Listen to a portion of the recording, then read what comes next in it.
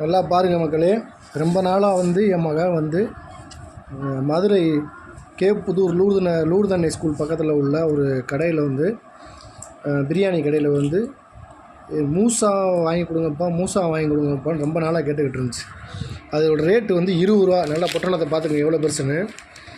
20 ரூபாய்க்கு கொடுத்துருக்காங்க. இதுக்குள்ளே என்ன இருக்குன்றத இப்போ பிரித்து பார்ப்போம். கொஞ்சம் வெயிட் பண்ணுங்கள்,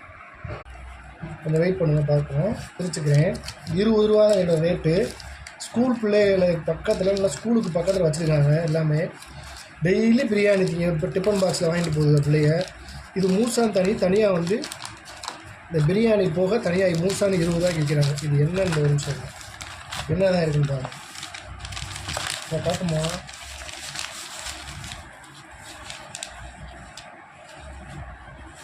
₹20 இதோட ரேட்டு. என்ன இருக்குது இதில்? பிரியாணி தான். இது பிரியாணி தான். மூசா